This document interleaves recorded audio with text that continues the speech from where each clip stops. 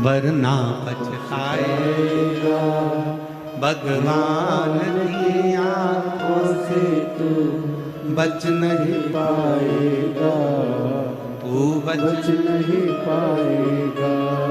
अरे ओ अज्ञानी मत कर नादानी, तेरे कर्म का फल भी तू ही पाएगा।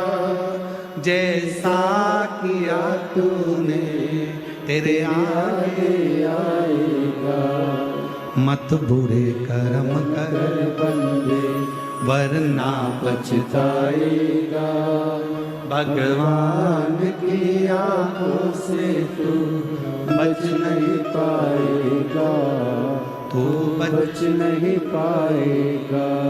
अरे ओ अज्ञानी मत कर नादानी, अरे ओ अज्ञानी मत कर नादानी।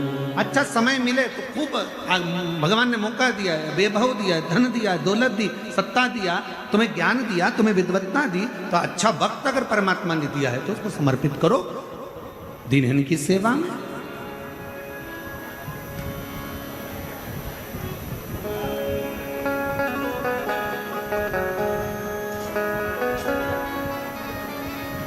लगा दो भजन में थोड़ा।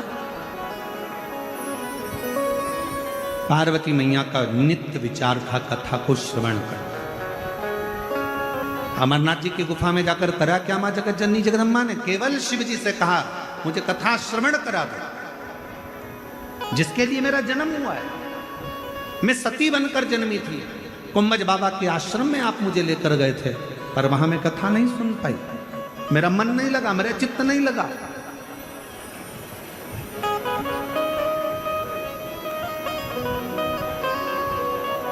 मेरा मन मेरा चित्त कथा में नहीं लगता है।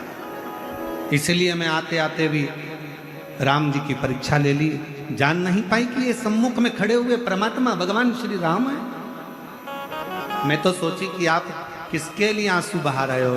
ये मनुष्य के लिए, मानव के लिए। महाराज हम पहचान नहीं पाते संसार में जन्मे हुए कई महापुरुषों को, और जब वो महापुरुष हमारे बीच में से चले जाते हैं तब हमको उनका स्मरण आता है कि वो थे तो उनको हमने जाना नहीं, हम पहचान नहीं पाए।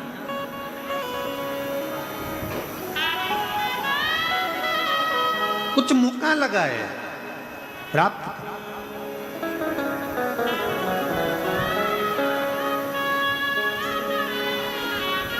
कथा रोज, सत्संग रोज करो। पार्वती जी ने भगवान शिव से कहा कि मेरा ये जन्म, मेरा जो ये वापिस मेरा जो जन्म हुआ है, इतने जन्मों के बाद मैं वापिस जो आई हूं आपके पास में, बस केवल कथा के लिए, केवल मुझे सुनना है, सुनना।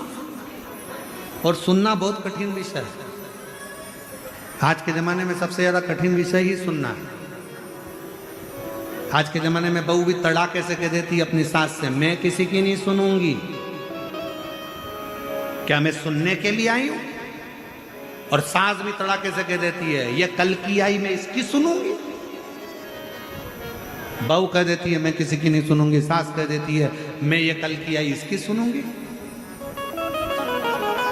बेटा कह देता है पापा मुझे तुम्हारी नहीं सुनाई। बाप कह देता है मैंने तुझे पैदा करा है, मैं तेरी नहीं सुनूंगा। पत्नी पति की नहीं सुने, सास बहू की नहीं सुने, बेटा बाप की नहीं सुने, बाप बेटे की नहीं सुने, भाई भाई भाई भाई कह देता है होगा अपनी जगह पे, मैं तेरी सुनना कौन, मैं तेरी सुनूंगा क्या? देवरानी जेठानी की नहीं सुनती, मुझे क्या करना तुझसे, मैं तुम्हारी नहीं सुनूंगी। कोई सुनने को तैयार नहीं है तो सुनेगा कौन? सियोर वाला महाराज सुने कौन? कोई भी तैयार नहीं। मैं तुम्हारी नहीं सुनूंगी, मैं तुम्हारा नहीं सुनूंगा, मैं तुम्हारी नहीं सुनूंगी। सास मना करे, बहू मना करे, बेटा मना करे, बाप मना करे, भाई मना करे, बंधु मना करे, सखा मना करे, दोस्त भी मना कर देते, मैं तेरी नहीं सुनूंगा, रिश्तेदार मना कर देते, मैं तुम्हारी नहीं सुनूंगा। सुनेगा कौन? सबसे कठिन काम तो सुनना ही है। और पार्वती जी ने वही कहा कि भोलेनाथ सुना दो ऐसी कथा जिसे सुनकर बस मुझे सुनना है, केवल सुनना, और सुनना ही सबसे कठिन काम है।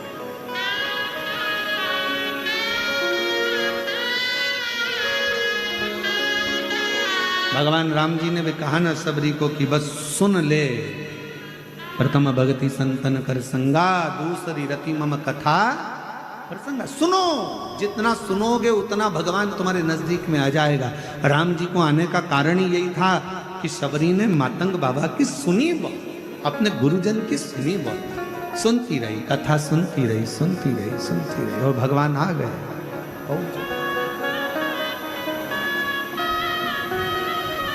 सबसे कठिन विषय है सुनना,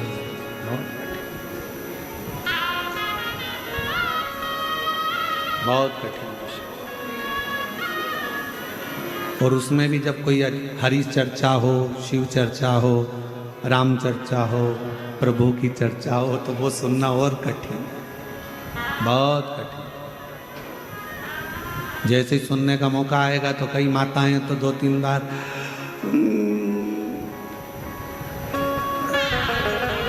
बहुत कठिन है सुनना, बहुत। पर पार्वती मैया एकदम जागरूक होकर, एकदम प्रभु कथा सुनना है, ठीक है। और केवल पार्वती जी ने कथा नहीं सुनी है, केवल माँ पार्वती जी कथा नहीं सुनती हैं, माँ जानकी जी भी जितने समय मेरे भगवान राम जी के साथ में रही तो राम जी से चर्चा, भगवान की कथा सुनती रही। माँ रुक्मणी, माँ सतभामा, माँ जामवंती, माँ कालंदी, माँ मित्रविंदा, जितनी जितनी भगवान कृष्ण की रानियां थी, सारी रानियां बैठ जाती थी और भगवान कृष्ण से भगवान की कथा श्रवण करती।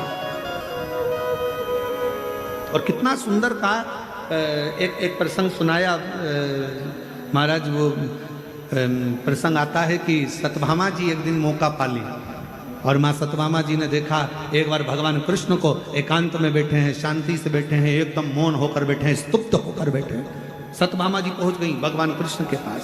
तुरंत जब साधु, सन्यासी, तपस्वी, साधक, उपासक, कोई महात्मा, कोई विद्वत जन तुम्हारे नजदीक में हो और एकदम मौन होकर एकांत में बैठे हुए हों और तुम्हें लगे कि अभी कोई नहीं है, मुझे मौका मिल रहा है थोड़ी सी देर बैठकर मैं हरि चर्चा कर लूं, थोड़ा सत्संग कर लूं, कुछ मांगने की चर्चा नहीं, कुछ प्राप्त करने की चर्चा नहीं, केवल चर्चा कर लूं कि मेरा परमात्मा मुझे कैसे मिल सकता,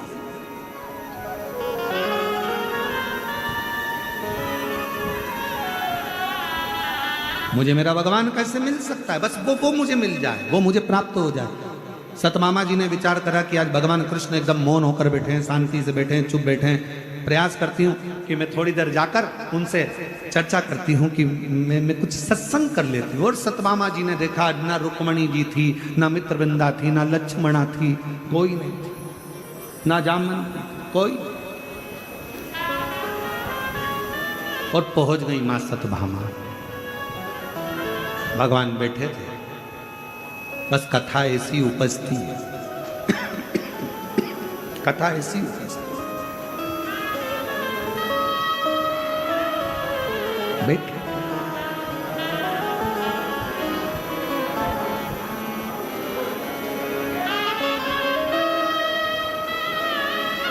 भगवान ने सतभामा जी को देखा,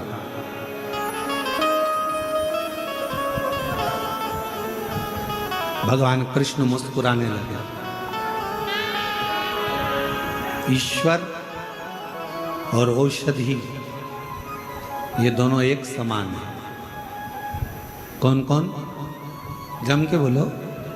ईश्वर और औषधि ये दोनों एक समान है। औषधि का काम है तन के रोग मिटाना और ईश्वर का काम है मन के रोगों को समाप्त कर देना। अंदर विकार आ गया, काम आ गया, आसक्ति आ गई, लोभ आ गया, तृष्णा आ गई, वासना आ गई, कोई गलत विचार आ गया, गलत चित्त में धरा गया, कोई मन में कोई गलत भाव आ गया।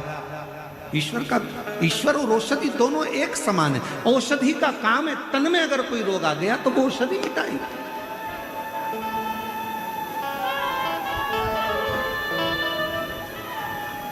और ईश्वर का काम है मन में अगर कोई रोग आ गया, कोई मन में खलबली मची हुई है, होगा कि नहीं होगा, कैसे होगा, कहाँ से होगा, क्या होगा, कैसे होगा, ईश्वर का नाम ले लो। कोई आकर कह देगा भगवान का नाम लो सब अच्छा होगा, तो मन में थोड़ा सा धीर आ जाता है, मन में थोड़ी शांति आ जाती है कि ईश्वर हमको औषधि के रूप में मिला, औषधि के रूप।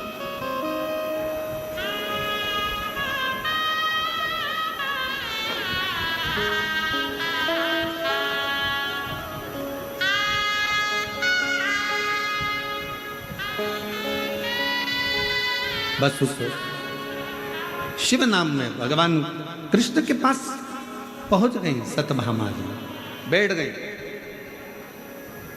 और बैठकर मां सत्यभामा जी ने भगवान को देखा और भगवान बड़े मुस्कुरा रहे थे सत्यभामा को देखकर, उनके चेहरे पर प्रसन्नता थी। सत्यभामा समझ गई, भगवान को लग गया कि मैं आ गई।